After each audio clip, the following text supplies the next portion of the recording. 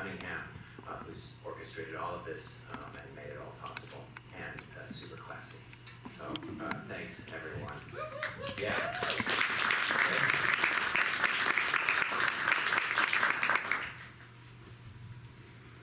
Every year, more than 20,000 aspiring writers from around the world apply to approximately 250 creative writing programs in the United States. And every year, approximately 3,000 to 4,000 creative writing MFA degrees are awarded, which means about 15 to 20% of the people who set out to get an MFA complete one. Of the approximately 250 MFA programs I mentioned, around 50 are fully funded, with a much lower rate of acceptance, typically between 1% and 6%, depending on the program. Here at Notre Dame, we tend to have between 250 and 300 applicants every year for 8 slots, which gives us an acceptance rate of around 2.5% to 3%. We're privileged to be able to offer those admitted students a full tuition scholarship, a stipend that has increased over the past 4 years from $16,000 to $20,000, now to $25,000, hopefully more as it goes on, at least to keep up with inflation, as well as modest research and travel funding and support for further opportunities, including fellowships, internships, and grants. We offer all of our students training in teaching and professionalization, and through our first year fellowships, expose them to various aspects of publishing and publication and literary culture, from community writing workshops to publicity to editing books and journals. But the support we offer our students isn't just financial and institutional. We also have an internationally renowned, award-winning faculty who, busy with their own writing careers, not to mention undergraduate teaching, service, and sustaining literary culture here on campus, devote countless hours to graduate instruction, advising, mentoring, writing recommendation letters, negotiating with deans for more resources, advocating, offering feedback, listening to graduate student concerns, and struggling to help our students see and articulate their vision and bring it to life on the page. It's an honor and a privilege, and our faculty's devotion to our graduate students is remarkable and testified to by the number of our alumni who go on to publish books in fiction and poetry, start literary magazines, and become MFA teachers themselves. But to what end? What's an MFA good for? Once upon a time, you might have been able to get a job as a writer, but those jobs have all been cut, casualized, or replaced by artificial intelligence. Even our astonishingly high rate of alumni success is still dispiritingly low if the only thing you measure is people who will publish a book and go on to get a tenure-track job. What's the point of all this struggle and labor that's brought us here today? Story, some might say, poetry, the vanity of creation, the egotism of imposing your will upon the world, the unseemly desire to pin life to the page, the foolhardy urge to forge the inexpressible and the debased coinage of our common tongue. Language, wrote Fab-Eme, is a cracked kettle on which we beat out songs for bears to dance to when we long to move the stars to pity. What do we think we're doing? The work we do here, that our writers have been doing here, the real work, is not only absurd, but impossible. To make the stars weep. To create reality anew from language. To bring into harmony for one sentence, one line, one phrase, the heaving, contradictory chaos of existence in a dying world. Who can say what that's ultimately worth? Who knows what an MFA is good for? I do know that this joyous day, when we celebrate the achievements of our students and all the hard work they've done to get here, is the end of nothing. At its best, it's a moment of reprieve and joy, congratulation, and a deep, lifelong struggle with meaning and language. There will be other worldly glamours and banners and glories heaped upon these young writers, I'm sure of it, but only they can know the truth of their inner work and what it costs to give that truth form. I tell my students, all my students, they should give up writing, if they can. It's a risky, ambiguous, financially unsound, and socially dubious path. It's simply not healthy to spend so much time hunched over a screen thinking about words. But I also tell them that the one essential quality that distinguishes successful writers from the rest is persistence, sheer persistence. And our Students here have more than persistence. They have amazing talent, passion, commitment. But as I invite you all to join me in celebrating and honoring the hard work of our immensely talented graduating class of 2024, I want you to remember this above all. They persisted. I'd like our writers to stand up when I read your names, and the rest of you, please hold your applause until I finish reading the names. We're just gonna do one big round of applause at the beginning and then get into the reading. In alphabetical order. Gussie Beaver, just stand up. Darline Darbouze, Tim Fab-Eme, there he is. Alaina Johansson, Chibuike Ogbonnaya, Jamjun Rorsoongnern, and Taylor Thomas. So let's give it up for these amazing writers.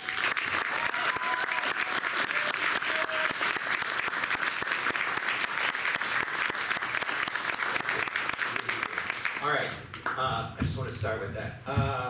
The readings tonight will be in alphabetical order, and then we'll finish with some awards.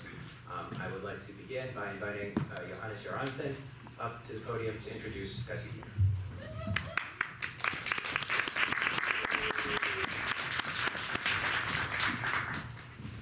Hello everyone, thanks for coming. It's been really fun and inspiring to witness Gussie's development as a writer over the past 2 years. With relentless dedication, she has pushed her poetry towards what that zone which the Italian critic Roberto Calasso calls absolute literature, literature at its most piercing, or as Joy Division put it, catch the spirit, lose the feeling, let it out somehow. In Gussie's poetry, this space of absolute literature is sonic and literary, but it's also visual.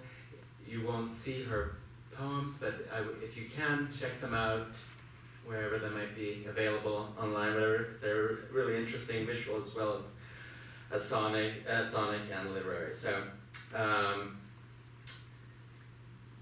I think also just check it out overall because it's a really accomplished thesis and really sets a standard of just great relentless dedication. So I look forward to hearing you read Gussie.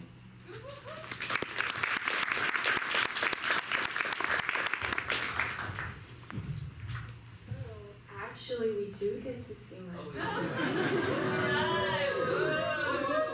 Yes, Gussie. So this first one is called Vamp Dragon. You drag me, bit fly, crescent moon, clamp down, midnight blue, vicious tide, thunderstorm, shrieking cold, bones soaked, muzzle, tore my muscles, tore my fangs, flush, frantic, falling face. In the dark, your face in the dark, a gargoyle shark, falling, belly up, quicksilver pounce, shadow, crescent moon, cumulonimbus, drag your wind, drag my ears, drag a thick chain, wings clipped, whip my scales, ripped.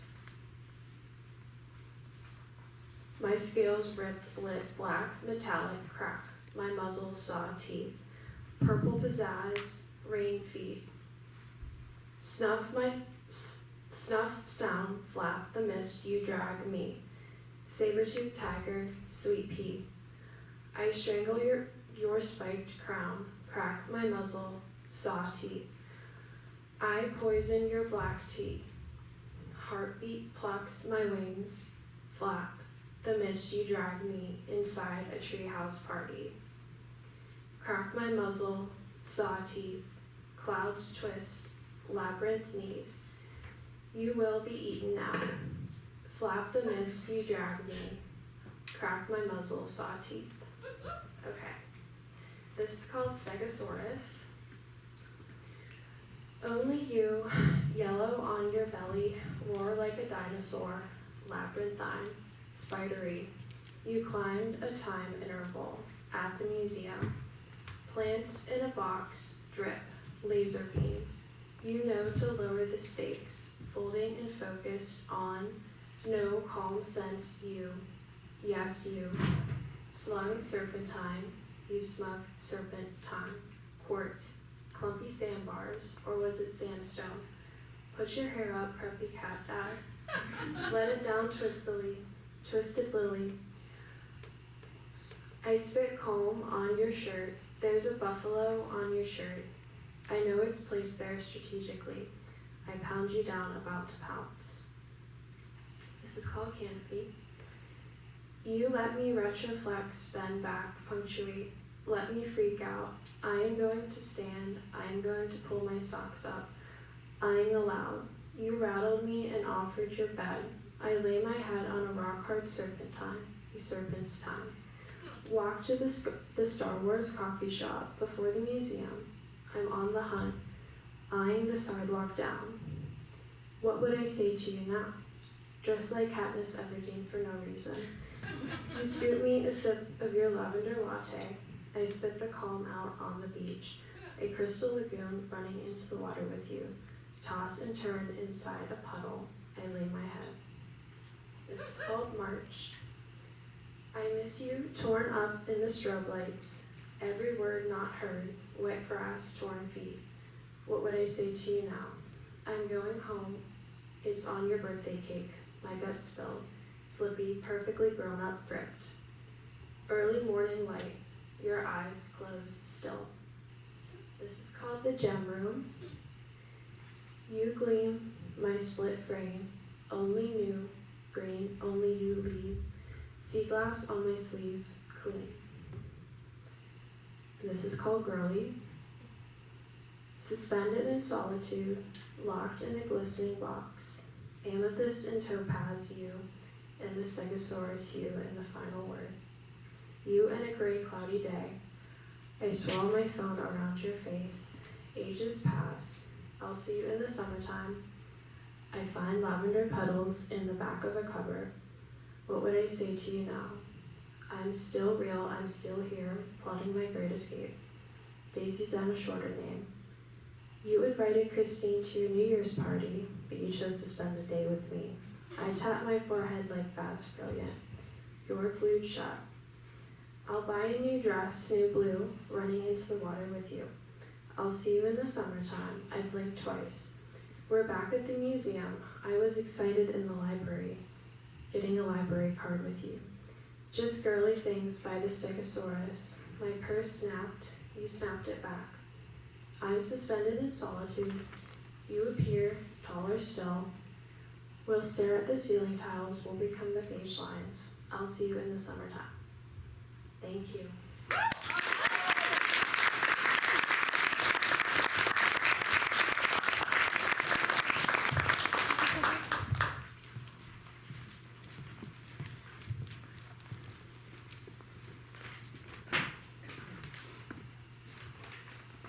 Good evening. Some of the best writers of the 20th and 21st century use intimacy in order to arrive at work critical of their respective contemporary moment. In 2016, this was no more evident than when the literary landscape was first introduced to Garth Greenwell's and his debut, What Belongs to You. Greenwell's work is widely known and often interrogates intimacy and sexual agency through the lives of brilliant and complicated characters. When interviewed by the Paris Review on the heels of its publication, Greenwell was asked about his novel being concerned with sex and desire. In the book, Greenwell states that his narrative uses the word indiscriminate in order to illuminate the complexity of history, whether that be communal or intimate.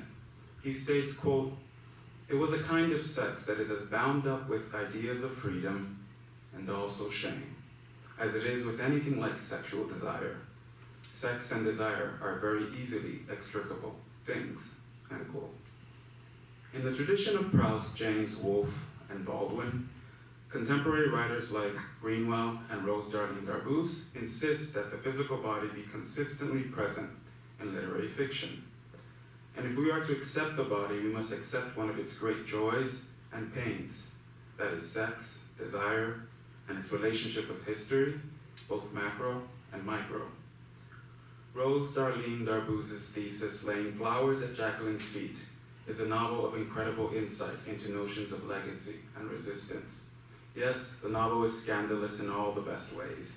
It interrogates sexuality and love, intimacy and neglect, agency and forgiveness.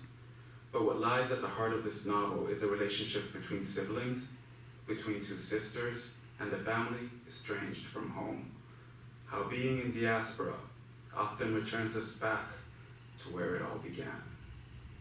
I marvel at Rose Darline's growth as a writer during her time in South Bend, her wit and intelligence in the classroom, and the prospect of the many works she will continue to develop.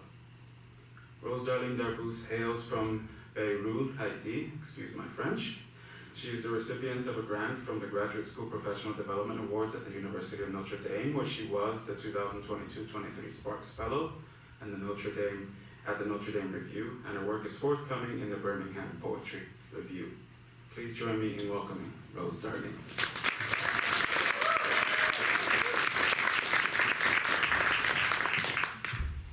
Hello everyone. Oh my goodness, it's so nervous to be up here. Thank you, Xavier, for the introduction and for your guidance and insight over the past 2 years, and also my gratitude to the creative writing program, my cohort, past and present, and my husband. So Xavier already noted it, so I don't have to tell you what my thesis is about. But I will read, it is narrated from Laying Flowers at Jacqueline's Feet, is narrated from her unreliable and fragmented point of view, and as it interrogates issues of female perpetrated sexual victimization, mental illness, generational trauma, and self-love. I will read a short scene with Jacqueline and her childhood best friend, Mendelssohn, whom she has been reunited with after years apart. Mendelssohn is in love with Jacqueline, but Jacqueline just wants to have fun and escape herself. Laying Flowers at Jacqueline's Feet. Mendelssohn's house humbled me in ways I hadn't been in years. It was small, simple, and only had the necessities, but it felt like a home, one I wanted very much to stay in. We sat on a ragged drip rug on the floor with a bottle of warm barbecue, and he asked a lot of questions. Some I was happy to answer, others made me uncomfortable, and most wanted to carry me to places I didn't want to be. He persisted and I pushed back because I didn't want to lie to him. I never lied to him about what mattered, so I tried my very best to change the subject, and then he said, I wanted to call after your grandmother passed, but I was afraid I didn't want to, so much has happened since I didn't want to presume that I was still, your person. I knew exactly what he meant, but I stayed quiet because I started to feel unsafe. I reached for him as I always do when I feel unsafe. At first, it was a finger tracing the lines on his palm, then it was a hand caressing that scar on his chin, which he had gotten when he tripped and fell while holding on the back of my bicycle when we were young. And then it was a kiss on the corner of his mouth. And when he tried to kiss me on the lips, I got up and walked into the bathroom, leaving him on the floor and leaning into the air. I stayed in there longer than I intended. I must have drifted somewhere because he was calling my name and knocking on the door when I returned. Can a lady have some privacy? I put on my face and walked out. I didn't even realize what I was doing. Dance with me, I said, taking his hand. There's no music. We can make our own, can't we? What did you do in there? Something's different about you. I put my hair down, I said. It twirled for him, watching as he bit his bottom lip. I knew it wouldn't take much to have him then. I walked toward him slowly, and he took a step back. That was unexpected. It's getting late. I should take you back to your sister's. I smiled and kept walking toward him. Only if you're sure. I pulled down the fasteners of my bra and let my girls loose. I could see the moment his eyes drifted from my eyes to them. I got close to him and said, come on, you owe me a dance. I can't, Jacqueline. Don't worry, nothing's going to happen between us. Something already happened. I mean, beyond a kiss, I promise I'll behave. I'm not worried about, and I'm not talking about physical, oh no, are you sure? I'm sure, he said, a matter of fact. I could almost see his heart beating. His chest rose and fell so rapidly that I was concerned for his well-being for a mere second. Okay, take me home then. I returned to the space near the carpet, bent down and grabbed my sneakers. I could feel him closing the distance between us, so I rose and pretended to lose my step, slamming right into him. I felt him, and I knew it was a home stretch. He spun me around, grabbed my face with both hands, and kissed me with a stroke of passion and desire that was unfamiliar to me, so unfamiliar that I pulled away. You're right, we can't. The words slipped out of my mouth before I could rein them in. I saw how tortured he was, standing in the corner and looking at me, but I had to have him, if only to know where that unfamiliar desire could take me. Maybe it was what I needed all along. I undressed without breaking eye contact, and the more my pieces of clothes flew on the floor, the more tortured he seemed. I didn't stop. When I was fully naked, I stood still, daring him to make a move. Mendelssohn walked up to me and pushed me onto the bed. Within seconds, he was on top of me, kissing every inch of my body, from my hardened nipples, the space between my breasts, the soft spots inside my elbows, the hollow of my belly button, to the space between my legs. His tongue pleasured me in ways I hadn't anticipated, but in all the ways my body and my soul craved and needed. Already, I felt myself softening, but I didn't want to disappear yet. So I pulled him up to me, wanting his lips on mine, but he grabbed my arms and lugged them behind me with one hand as the other cupped my vagina. His fingers, long and lean, ravaged my body in ways I didn't think possible. I didn't want him to stop because I was going. Then, without warning, he slammed into me. My body twisted into itself, shivered, and felt warm again, and I began to feel my past and present colliding. He was chasing me around in a field of yellow weeds with a flute in his mouth while I made bubbles. The bed spring sounded like wood sticks being snapped under our little feet as we ran. Then I felt like I was melting into the bed, and his body was mixing with mine, and we were one, and we were going, and I exploded, spewing more bubbles until we were only sweats in a dim bed. Thank you. I'm Orlando Menace, introducing Tim Fab-Eme. I'm honored to introduce and to have directed Tim's MFA thesis. From the very first poem in We Don't Bury the Sick, we experience the artistry and power of Tim's language, his vision of a Nigeria ravaged by the petroleum industry, the blights of degradation and impotence it has caused among its people, the corrosion of corruption and exploitation perpetrated by an indigenous petro-oligarchy. Indeed, every indelible imprint of big oil's rapacity. Tim's poetry of revelation is both national and personal, as in these intimate lines of gripping despair from hope and aura of loss. Sometimes I soak my soul in strong wine to own everything we don't and won't own, like a bat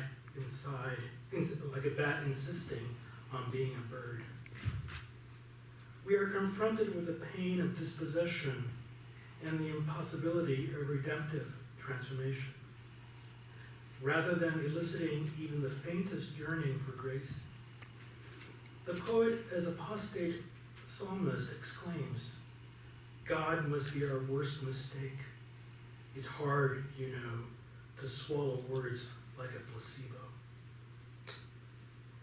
This visionary griot gives witness to a nightmarish Nigeria with its spill-prone cassava farms, its riverside folks who drink only spittle, the dirt eaters with sorrow-laden smiles who pretend they aren't poisoned, where wombs have become morgues, and even the air is overrun with soot and scourge.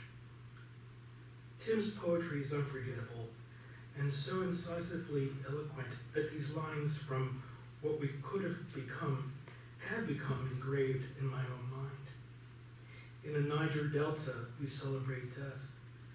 It's the only way to live without the sighs of missing paradise or running from the hell of a beloved God.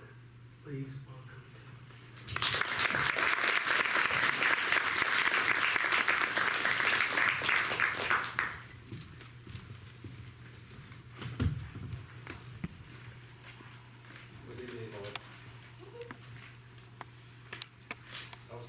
with bad luck. They call my name as if the mouths of love stand. Every climate gathering is a gang of flesh eaters, a trade show, a fete of wits, in fun and mind for the slave-breeding ants. Their delegates are versed in the act of massive killing and appropriation. They always choose the right words for the wrong reasons. The way a queen enters a formica nest and releases the pheromone of extinction. Say I'm unlucky to be on this side, as if this world, which impairs me and eats my flesh, didn't sprang from the need to feed greed. As if floods, droughts, and fires come by chance, my cries excite them, intensify their trust, and sustains the impact.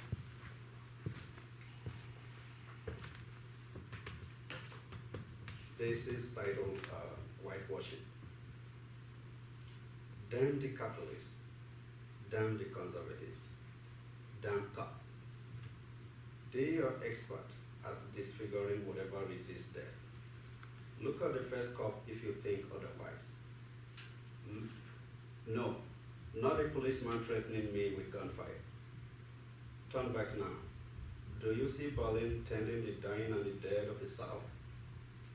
It's all about condolences, sympathy flowers, and memorials. You cut our gravestones into plaques and mementos, dig the dead out, and turn my ancestors against me. You burn them as gas, uranium, coal, and oil, and set me on fire. Still, you dig deeper to fuel your greed, drive extinction, and erase my ways of knowing and being. You broke the beam that balanced the world, filled the ozone layer with chemicals. Everything you touch loses balance and falls apart, loses value and loses its name, the way hydrogen is made a serial killer. I was whole until you played with veins that are left untouched, whole until you patented loss, whole until you mass-produced loss and marketed death. Archaeology of misery. What artifacts you find of our names will remain misery. We need no ground-penetrating radar, bucket orders, or mapping tools to reveal why we are a nimbus cloud in the sun. Waste no time or money on excavation of injuries. Guess. Believe what you want. We won't contest even a word. Aren't we tired of explaining away what never goes away? Science won't counter an existence insistent on extinction that yields to servitude after the slave-making ants return to their majesties. It's only in the Niger Delta that oil flows upward, plagues the host and benefits outsiders like a parasitic plant. The only memory of our living is corroded by hydrocarbon. Each new generation grows weaker than the last, becomes sterile with chronic ailments like a body overrun by autoimmune disease. Those who speak for us are pushed away by ballot. Each new regime of contagion and betrayals become a legacy. We are never tired of surprising ourselves, of creating new oddities. The shame of being busy is gone, and every corrupt act greater than the first attracts new praise singers and misery. Our tongues hold too many long words, too many regrets, too many threats, too many spills, too many leaks, too many diseases, like the orphan wells, refineries, and pipelines all around us. Riot art. In the Delta, Pidgin English is one of the prominent languages there, so this is laced with a bit of that to remind me of home. Everything them they do na scam. I mean every. First, the invaders made me a beggar, and like antibodies, might begin them to then put hand for my eyes. Nobody sleeps with both eyes closed. Trust too is dissolved. When we ask them why outsiders they own our oil well, they say we are too militant, too arrogant, that we deserve death. And to close, I will read the interventions. It was light, then enlightenment, now is liberty. Salvation to the savage was the sweetest song. Forget we were raped, forget it was rage. Forget that intervention and avarice mean same thing to vampire bats and vultures. Forget so you don't run mad and lose your name. Forget that freedom means opening of a loss. Forget we swallow the gospel like a placebo, became monitor lizards and nodded our heads into the news. Forget the West lessons the rest. Speak as if we have no ease, and forget that we walk without a shadow. Forget yourselves, said the slave-making ants as they enchanted us, maimed us, and moved our young. And you taking after them, speaking of advancement. Unsettling me again and making the Delta uninhabitable. Forget was the first word of British Britain when his beat stepped on our backs. Forget the scorned cocoa because the Royal Niger Company wanted what belonged to us.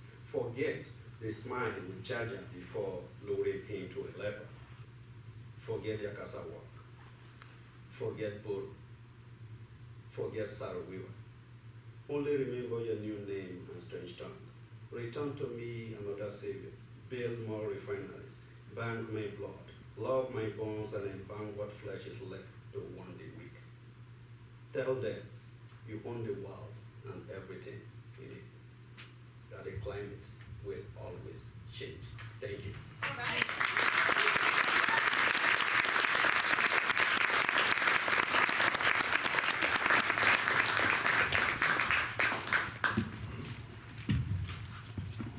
Hello again. I will be introducing as well Alaina Johansson.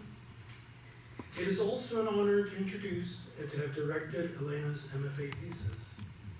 Foremost, Alaina is a myth maker par excellence, a daring transmogrifier of the divine, a feminist seer of the esoteric in her collection entitled Mother, 3 Poems and Others. As Alaina hones a strange new matriarchy from the debris of her ancient dogmas, and in the process reconfigures the fall and thus complicates Eve's legacy to startling strains of osteotomy or defamiliarization, as when the Edenic mother endures the apple that still pounds her teeth and bleeds slivers from her chin, and in her golden edge placenta a son is formed of her spat seed. Other newly reinvigorated myths grace this collection, as when the poet as creator imagines with transgressive flair her own series in the poem Harvest. Mother of wheat, mother of shears, blood moons, mother who eats yonder and golds her eyes, whose teeth are persimmon soft as she chitters against fleshed hands. There's even the mother of destruction who patricides the sun, or in Vile and Vile, the mother scythes night as a crescent and earth empties a waking world. Or in this transmogrified version of Genesis, we encounter the ribbed mother who was God born, who inside her womb attracted debris and drew the cosmos to her.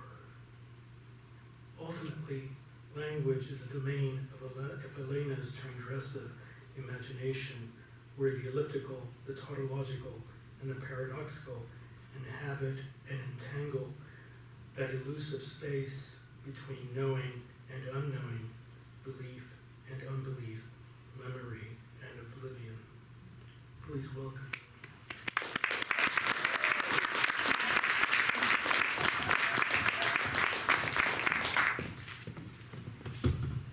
Thank you.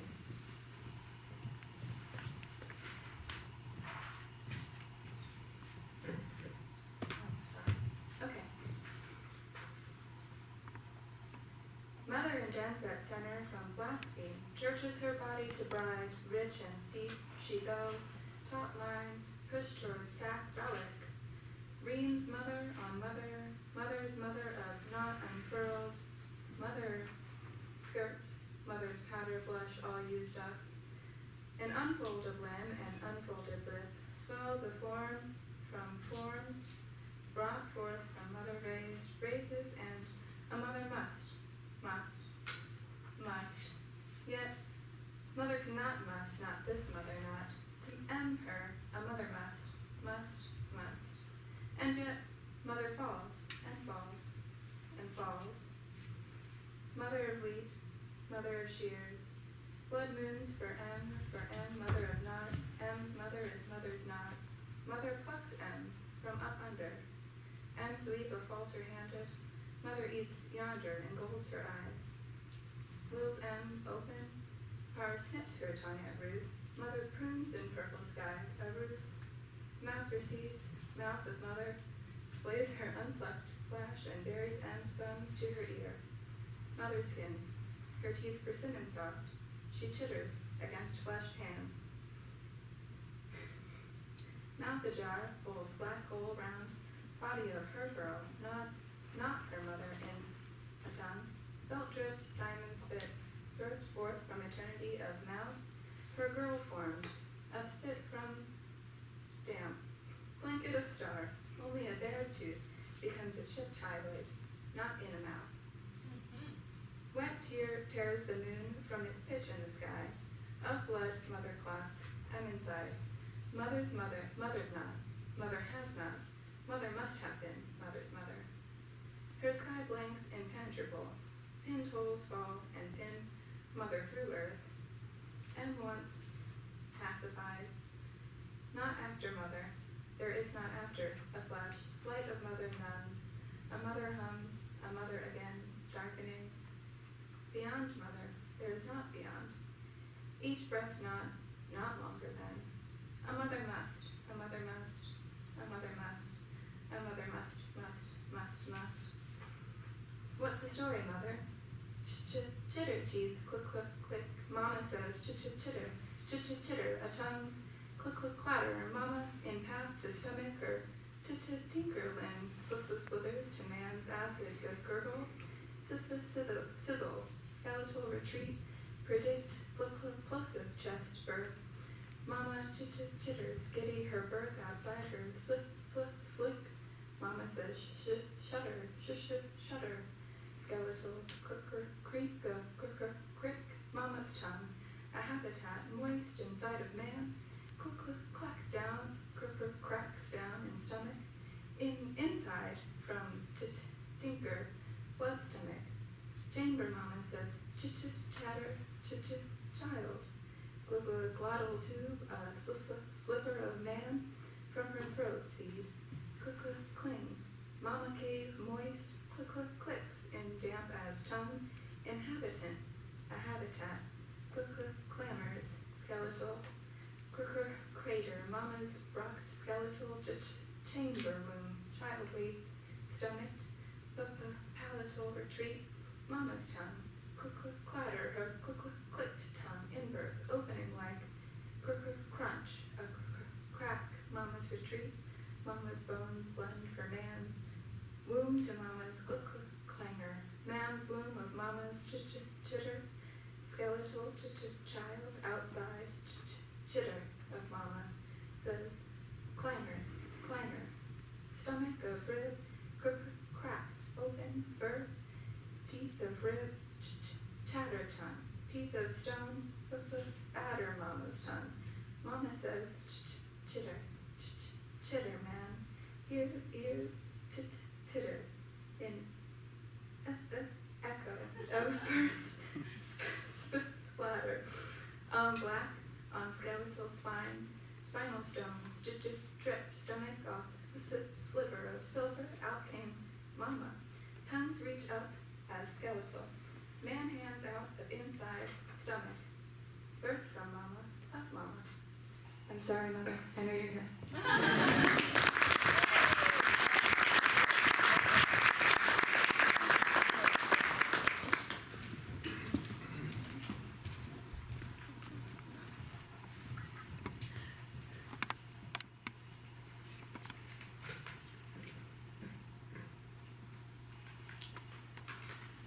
The 6 stories in Chibuike Ogbonaya's Thesis, The Miraculous Wonders of Love, burst forth from chance encounters and misrecognitions that send the characters within them careening wildly among eruptions of violence, surges of passion, and courageous and foolhardy moments of vulnerability.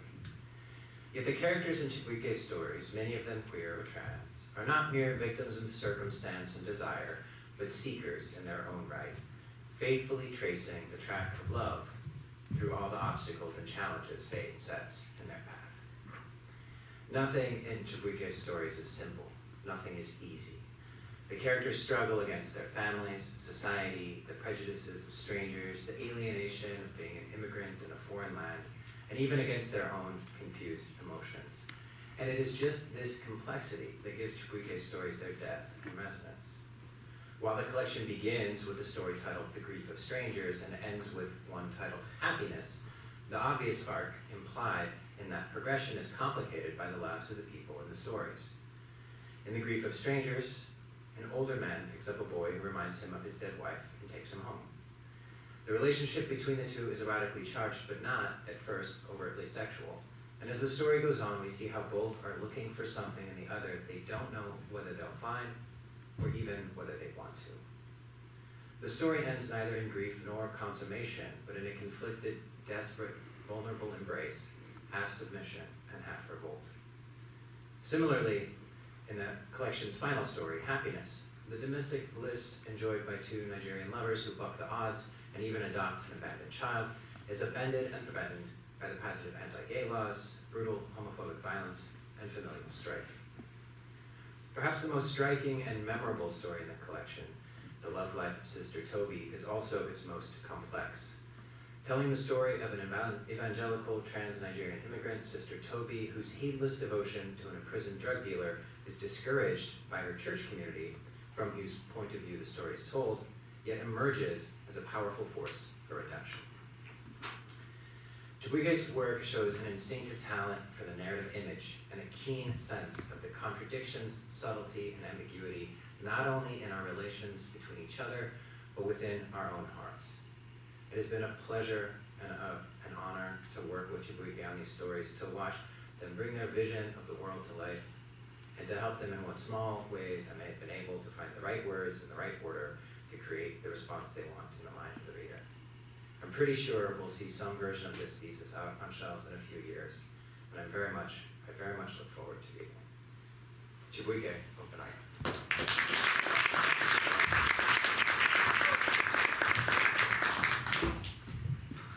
Thank you so much, Roy. I'm so overwhelmed with emotion. Good evening, everyone. I'm very grateful working with Roy and also the creative writing department, and also Paul for celebrating us in many ways online. And I'm also grateful to my co-hosts and also the PhD students for those many ways in which we have conversation about literature, and also the little gossip in the English kitchen. I mean, it's beautiful. It's one of those things I was graduate school for, that small circle of gossip, which is very lovely. So thank you. It has been a wonderful dream just studying in the English department, and I'm also grateful to my professors from the Gender Studies department. It's so lovely working with them and to develop what I like to call the transgender aesthetics, which has to do with writing the kind of stories that have to do with voice and community, and also gossip. So this evening I'll be reading from my first short story in my thesis. It's titled The Grief of Strangers, and I'm reading the first scene in the story where we meet these two individuals, a heterosexual man who has lost his wife, and also a gay man who has just lost his ambition of becoming a model. So I hope you enjoy it. The Grief of Strangers. 1. In a traffic jam along Herbert Macaulay Way, the man saw a young boy who resembled his dead wife walking down the opposite lane where vehicles moved freely. Just as he walked down the window of his car to take a better look, a yellow bus stopped to pick up a passenger, and when he drove off, he could not find the boy. He panicked. A chill, like a trail of sweat, rolled down his spine. He gazed at the crowd at the bus stop on the opposite lane to see if he could find the boy among them. There were mostly workers returning from their jobs and a few students clutching the handles of their school bags. The traffic light above his lane was red, counting down 86 seconds. All he wanted to do was to get out of his car, climb over the concrete blocks dividing the road, and search for the boy.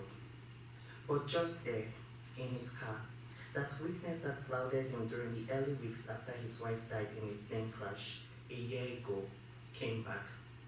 He began to cry as he rested his head on the steering wheel, ignoring the hawker who pressed chewing gum cases against his other window. When the boy walked into Harvey Road, he sighed. It was now free from the express road heavy with the honking of cars, free from the suspicious glance of pedestrians and people in their cars who were startled that he wore a bubble gown and flies perched on the bruises on his hands and the thin cut on his lower lip. He was free too from the burden of explaining to people that the fashion agent he had gone to see for an interview almost robbed him, and they should all stop staring as if their lives were better than his. The houses on the streets were enclosed in barbed wire fences, and as the boy trotted along, he imagined that by the time he got to his hostel, it would be dark. No one would recognize him. A few cars whooshed past him when he faced a school's back gate to let out the tears he had been holding. He could hear the shrieking laughter of children playing in the school compound, perhaps children whose parents were not yet back from their job to pick them up. For a moment, he wished he could be like them, to be untainted by the evil of the world. He sobbed gently, letting out the pain that clogged his chest as he remembered how the fashion agent and his friend almost pushed him into speeding vehicles. He has survived. He could not believe that he has survived them. He dabbed at his eyes when a car honked behind him, followed by a man shouting excitedly, "You! I found you! I found you!" The boy shuddered. He felt like his breath had been snatched from him. He could not move his legs. The car door opened and closed. Heavy footsteps came towards him. He broke into a run, slowing down whenever he saw a car ahead. He feared the person chasing him would raise an alarm by calling him a thief, or maybe homo, just the way the fashion agent had done, and people would chase after him with their cars. He knew, even though he had not looked at the man chasing him, that he was sent by the fashion agent to kill him. The man was shouting in a pleading tone, "Please, wait, please," but the boy kept running. "Please stop," the man shouted. "You look like my dead wife." His echoing voice made the boy hurt. He turned to look at this bearded, chubby man dressed in corporate wear, running towards him. "My dead wife," the man said as he got close to the boy, panting. "You look like my dead wife." He stared at the boy. Though his wife had camel skin, not as melanated as the boy, they both had the same tall height and lithe form. Iroko Tree was the name his parents nicknamed his wife the first time he had introduced her to them. And now, as he stared at the boy, he could hear his parents' laughter that evening as they teased him how tall their future children would become. But how would he have known that a month after his traditional marriage, his wife would die in a plane crash? "You look like my dead wife," he said again, his voice sounding sober. The way the man stood before him made the boy think of the word humility, but he was uncomfortable with the man's scrutiny. It was as though he was searching for the last proof of similarity. He averted the man's eyes. The sky was already grey. The few cars that whooshed past had their headlight on.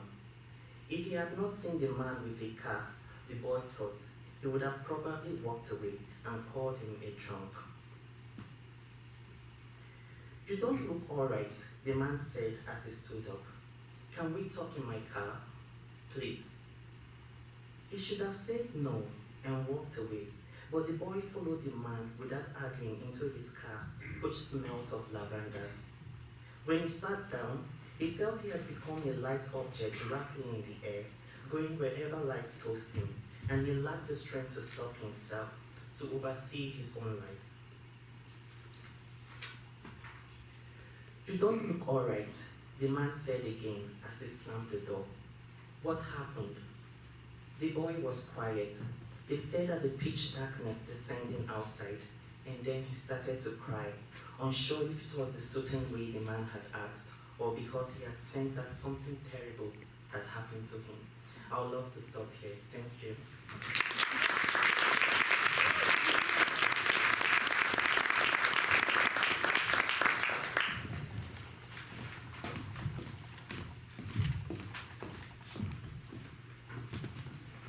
Hello, one and all. It is such an honor and a pleasure to read with you tonight and to hear from you tonight. Friends, family, and fellow writers, thank you for this opportunity to introduce Jem. I think you can see it through the lights. This is one of those occasions when having a very short amount of time to introduce someone is actually very fitting, because it preserves the element of surprise. And in Jem's performances, whether on page or on stage, surprise is not just a matter of theatrics, but a continually self-renovating form, fusing the political, intellectual, aesthetic. It's a choreography of the scholarly and the creative, the intimate and the spiritual. In Jem's work, language is both a flawed and miraculous human material, a dubious yet ultimately abundant resource of discovery and speculation, inheritance and loss, distance and immediacy, threat and care. Jem's performances on page or stage mobilize fluid, dark light gestures, propagating flexing currents of discomfort and solidarity, invitation and alienation, contact, refusal, and exchange.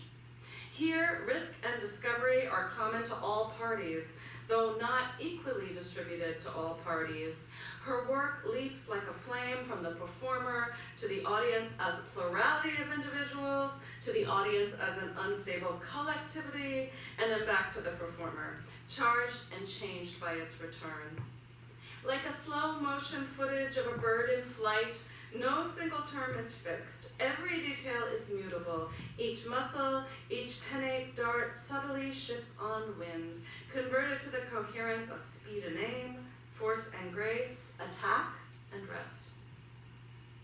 As Jem's research into ancient rituals, spells, and vessels, as well as her research into contemporary instructional texts indicates, no one vessel, language, art form, or heuristic can hold or fix knowledge in place. It is continually splitting from language to language, culture to culture, vessel to vessel, form to form, and it changes as it moves. The harmful becomes liberatory, the intimate a confining striation that must burst and release its strain. This is why even her page-bound texts are performances, and why performance is necessary, with the performance event as the site of conversion to new, unexpected forms. Thrust and fugitivity, accruals and remainders of energy and exertion, something that ripples and something that darts, something heart-stopping and something like a wire yanked loose of its anchor to dazzle the city in sparks. This is Jem's poetry, and it's my privilege to invite you into its presence. Thank you. Come on up.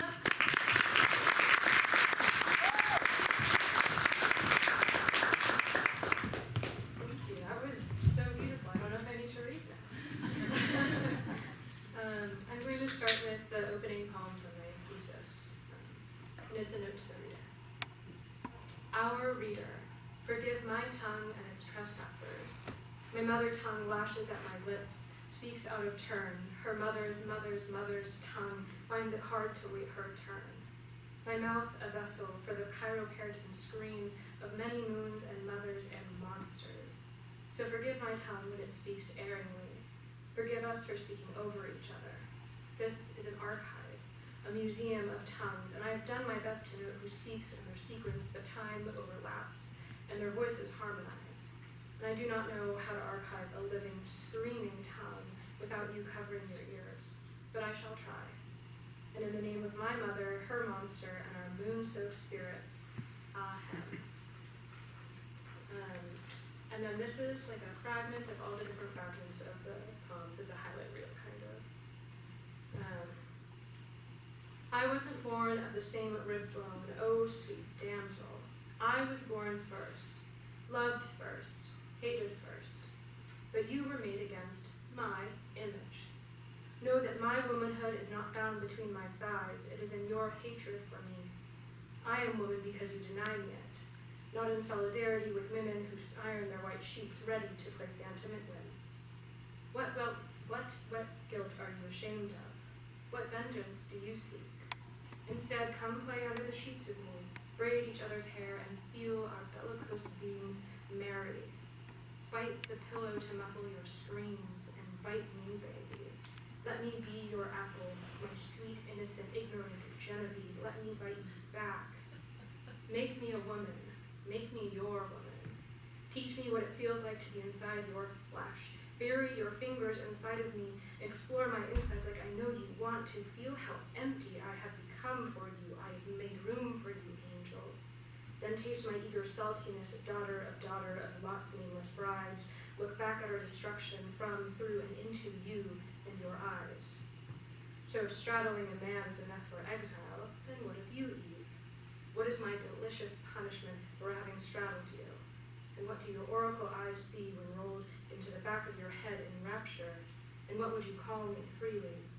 And might I be something tender, soft and supple in your mouth? And then this is a little love poem between the things called Melody of Making. Darling, you taste of the divine, of mezcal and mint, the scorched earth flowers on our tongues, and I, your little hummingbird, savor every second of your smile. Warm the holy oil between your palms so that sticky becomes slick against my tanned skin. Your gaze, my little sun, makes this body glow. Tell me, baby, I forgot. Where do you keep our cotton pads? Where do you take our hair ties? Which is my toothbrush? Remind me of our homemaking, domesticity, and devotion. Your hair a holy halo of blushing golden curls, like lightning to our sheets. Your body a gravity I cannot wander from. A rosary of sweat around your neck breaks, and my devoted mouth dips to pick each bead up, with lips buttered in your body, just so that my head might rest on your navel. You, my chasmite bride, are beautiful indeed, my giggling girl, beautiful indeed. Our bed, a garden, our bodies, the beams of this house, soft sheets, the rafters, finally home in our braided bodies. And then finally, I have the last poem of the Thesis. It's called Lamentations and Praise, or An Epilogue is Not a Eulogy. Again, and finally, I ask for forgiveness, for tongues curled and tired, forgiveness for the names unspoken by this tongue, lovers lost to the margins. May your names be paper cuts that haunt our fingers as a quiet insistence of your existence. Forgive the scars etched in this tongue, lovers' masochistic mastication. May the ridges rebel against our teeth and remind us of our revolt. And I offer praise. Praise be the loud mouths, the inconvenient tongues brave enough to be seethingly sweet, in spite of the gods, or rather men that think themselves gods, that wish for our bodies to be sacrifices. Gods that dream of doom, we fear the despair that they are so devoted to. Praise be the spitefully soft animal bodies that love, despite the hunter god, wishing to drain and devour us. Praise be the defiant devotion to our vocation, in spite of the gods that offer razors as savior. Enchanted by exclusivity, they praise prestige and pain. They support signifies slaughter to the cynics that do not believe in our abilities, nor our bodies, nor our beings. So praise be our beings for protesting with pens. May it send those gods into a pyre. And praise the comrades of compassion that refuse to be silent in our suffering, that hold and behold us tenderly through anger and ache. Praise be our holy hope and defiant dreams that do not give in to doom or despair. They grieve but do not give up. Wounded, we still act in wonder and awe. So finally and perpetually, praise be our untamed tongues, for the power and glory is theirs, and gratitude and generosity, and glory and grace and glimmering and glittering, and gossiping and giggling of tongues.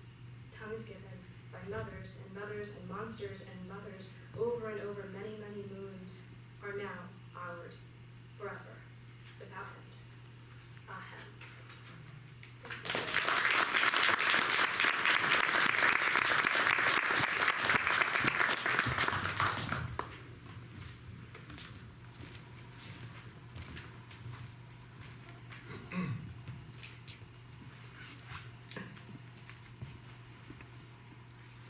Memoir may be the most difficult genre for young writers to undertake, not least because of the deceptive simplicity it seems to promise.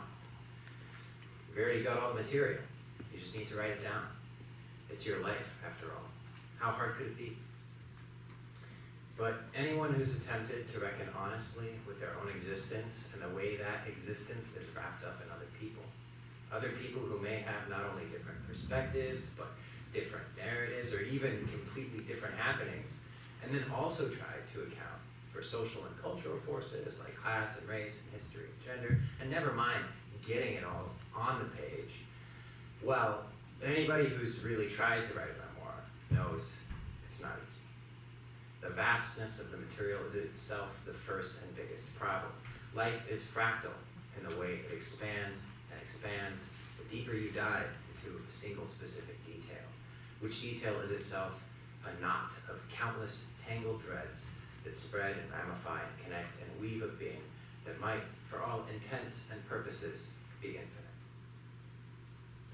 All this is to recognize the great achievement in Taylor Thomas's thesis, Weeping Willows, which tells the story of growing up Black in a working class mixed race family here in South Bend, navigating racism, identity, abuse, self-preservation, sex, self-consciousness, and family through careful, conscientious, autopoetic literary project at once clinically analytic, audaciously imaginative, and fiercely courageous.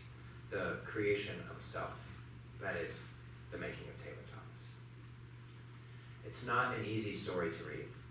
Although Taylor's language is clean and straightforward, her voice generous and approachable, and her story structure clear, alternating personal essayistic reflections with third-person narratives based on interviews with her family, her account is relentless in its commitment to facing the shame, pain, and confusion she struggled with as a child and teenager, the wanton damage her family members dished out, and the abjection and dependence that, in the most important relationships in our lives, are so often inextricable from love.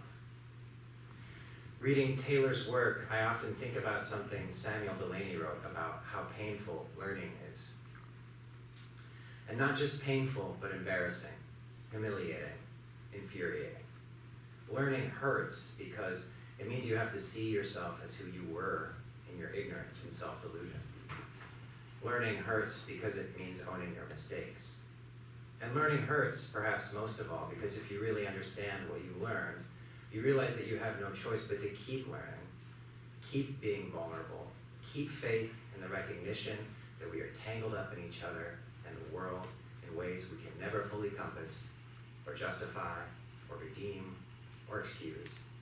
And that's just who we are. My awakening was slow, Taylor writes, and is far from complete even now. Weeping Willows is a brave and compassionate testament to that awakening, tough and generous and tender and relentless. And it is, I hope, the beginning of a longer, more audacious project, which I hope we get to see emerge. Taylor Thomas.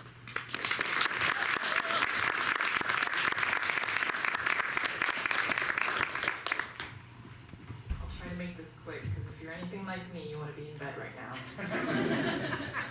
Before I start, though, I do want to thank my husband, Herschel. I can't guarantee that these 2 years have been worth it. We'll find out. You see me cry more times than I can count. but I don't regret any of that time I spent with you, so thank you. So this is the conclusion of my thesis. This piece is called To Begin Again. Let's play pretend and imagine I'm a weeping willow. First I'm a seed nestled into the moist, warm dirt. By some miracle, I'm not dug up by a bird or eaten by a passing bug. Instead I sprout. My roots are given proper space to expand, have access to water, and swell out of the ground into solid stalk. Within a few weeks, I begin to grow leaves. I'm lucky on a willow tree because our type tends to grow quickly, 6 to 8 feet in a year when properly maintained. Soon I start to actually resemble a tree and less like a plant, though it is only the beginning. I am just a fledgling, unencumbered by regrets or pain from the past, because this is all I know so far. Now I'm nearing 30 years old. Weeping willows typically only live 30 years, a relatively short lifespan for humans and for trees.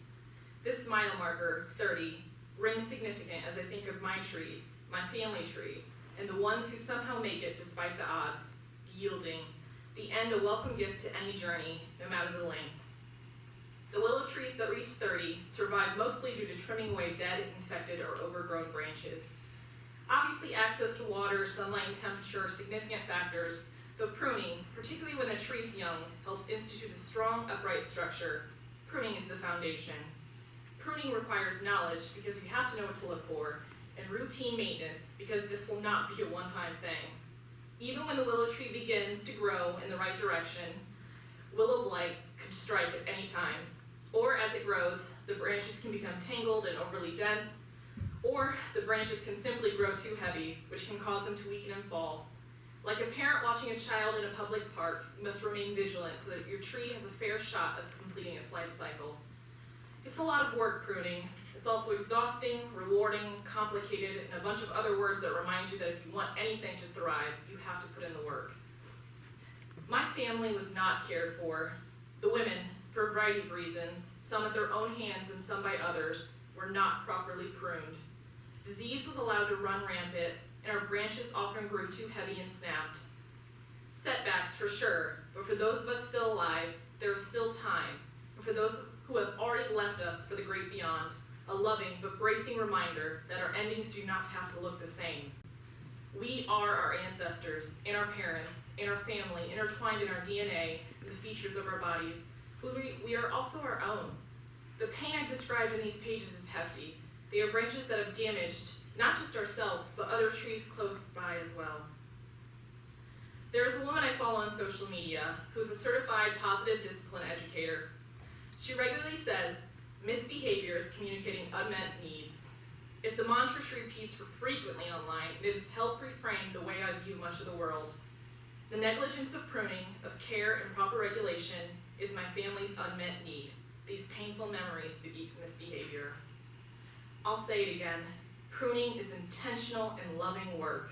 That work looks different for each individual tree, though the initial steps are the same, but also for every person trying to grow. My pruning looks like bottling moments and placing them on shelves for me to reflect on later, like words on pages that perhaps no one but myself will read, like acknowledging the moments that my family has hurt me, while holding space for the neglected, fledgling trees they once were that still resides somewhere inside them. Pretend with me once more, okay? Imagine I'm that willow tree again. Imagine that summer has passed and the leaves have been changing colors. Other trees have dropped their leaves, embracing winter like an old friend. But I haven't, not yet. This time I know what I'm waiting for, and soon I feel a shift in the wind or a rustle across my trunk, something that lets me know it's time. The willow trees around me feel it too, and together, as one, we let the first leaves fall. Thank you.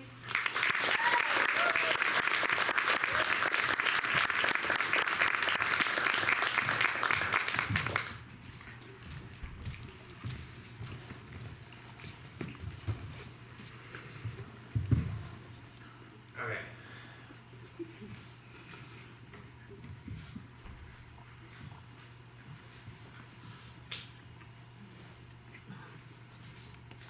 Just a second here.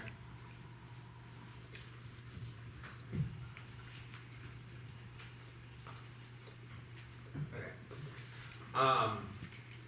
Let's have another round of applause for all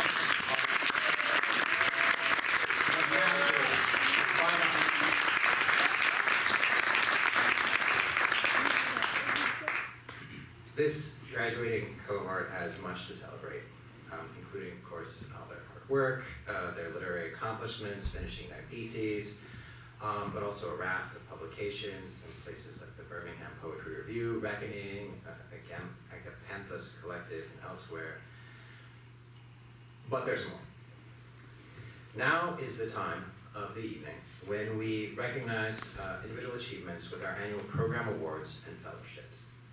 But even before I get into that, I want to take a moment to celebrate one of our students for their accomplishments as a teacher.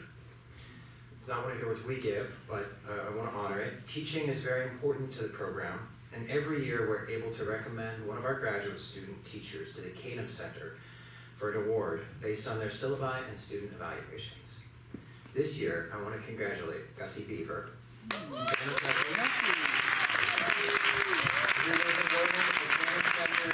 was awarded a Fab-Eme Center for Teaching Excellence Outstanding Graduate Student Teacher Award. Yes.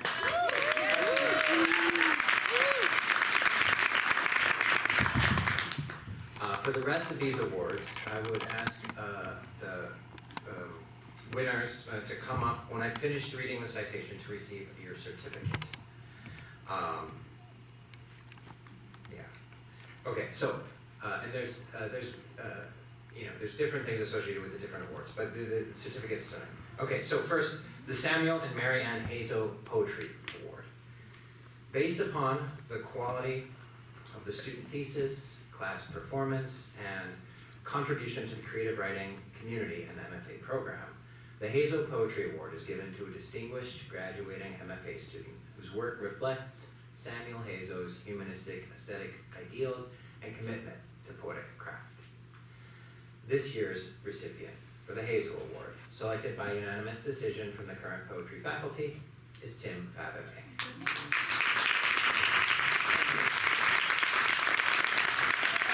As one of the poetry faculty wrote, Tim Fab-Eme writes with a commanding and unforgettable voice as he evokes, denounces, and grieves the depredations that the oil industry has perpetrated upon his native Nigeria. His thesis is not just a powerful poetry revelation, but also an authoritative examination of the Faustian bargain that his homeland has made with big oil. Congratulations.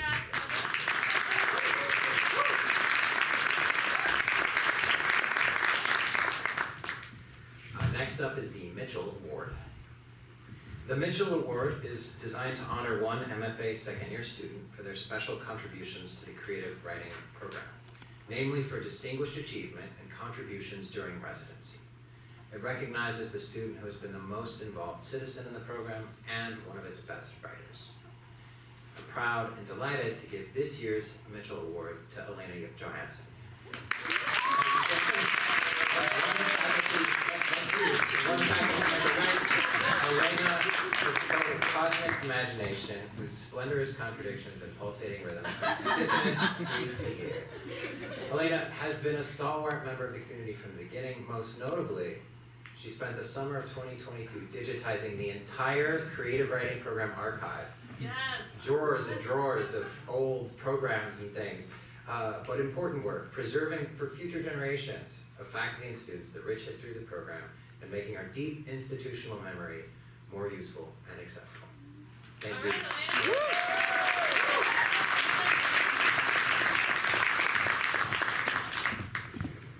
Okay, moving on.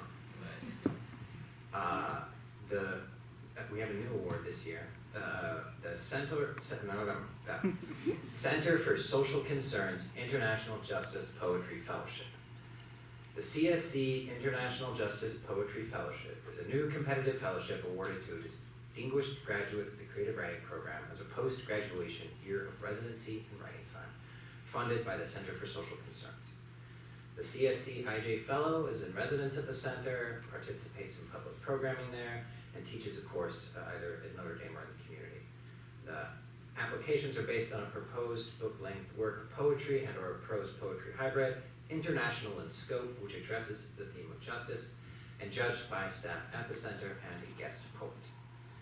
This year's guest poet judge was Roberto Tejada, and the winner of this year's Center for Social Concerns International Justice Poetry Fellowship is Tim Fab-Eme.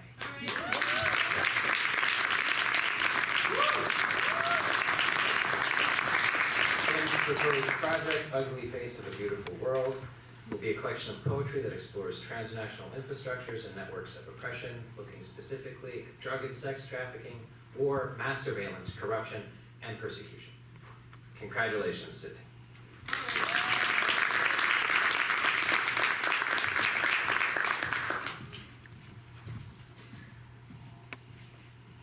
And now the Sparks Prize. The Sparks Prize is awarded to a distinguished graduate of the Creative Writing Program as a post-graduation year of residency in writing time, funded by Nicholas Sparks, our great benefactor. All right. And judged, we're really grateful, actually. And judged by an external writer.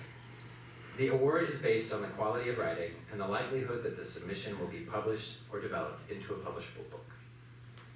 This year's Sparks Prize judge was Emily Rapito, author of Lessons for Survival, the memoir Searching for Zion, and the critically acclaimed novel The Professor's Daughter. Emily serves as nonfiction faculty at the Breadloaf Environmental Writing Conference and is a full professor at the City College of New York in Harlem. The 2024 Sparks Prize, chosen by Emily Rapito, is awarded to The Love of Sister Toby by Chibuike Ogbonnaya. Emily writes, "The Love of Sister Toby is a rollicking, juicy, unique, and funny tale of queer love, faith, gossip, and community set in Indiana during the Trump years. I couldn't put it down." Please join me in welcoming Chibuike Ogbonnaya.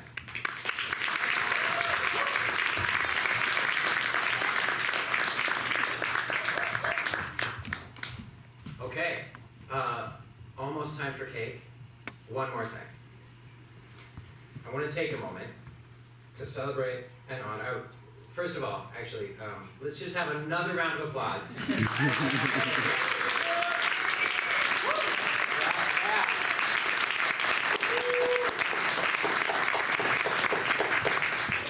All right. So I want to take a moment to celebrate and honor the hard work of our program manager, Dr. Paul Cunningham.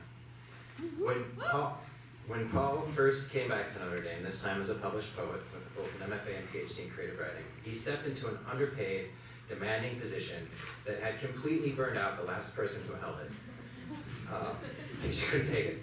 Paul was initially hired as both graduate coordinator and creative writing coordinator at the tail end of the 2021-22 academic year. And immediately, the poor guy was overwhelmed with admissions, end of year reports, a new director of creative writing, and a new DGS.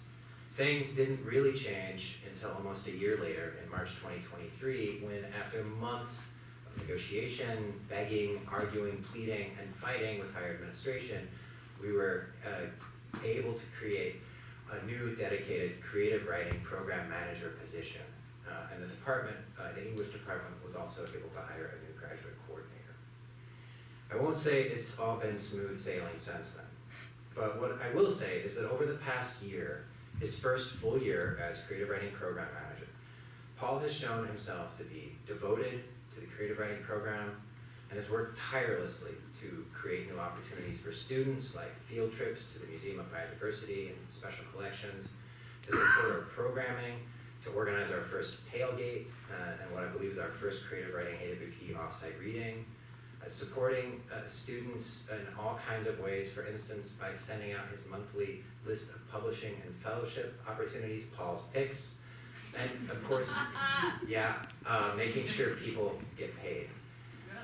I can't even start really to talk about all the hard work Paul does to keep the program running, because then we would be here all night and miss out on the cake and coffee that Paul ordered and has set up out in the lobby.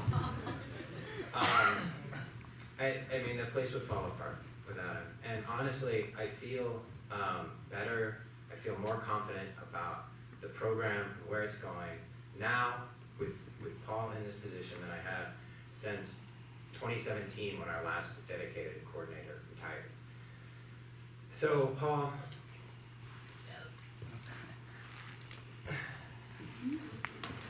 I know it hasn't always been a picnic, but I want to take a moment to thank you, to recognize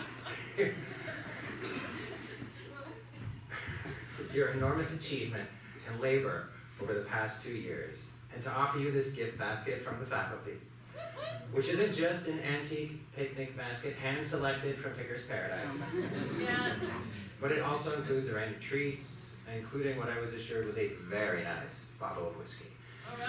And some other tokens of our gratitude. Thank you, Paul. Yes, Paul. It's been an honor and a pleasure to work with you, and I feel privileged beyond words that my time directing the program coincided with your first 2 years here and your first year as program manager. As I step aside and pass on the director position to Johannes, I know I'm leaving the program in the best and most capable of hands. Directors come and directors go, but Paul, this really is your creative writing program. Thank you. Thank you.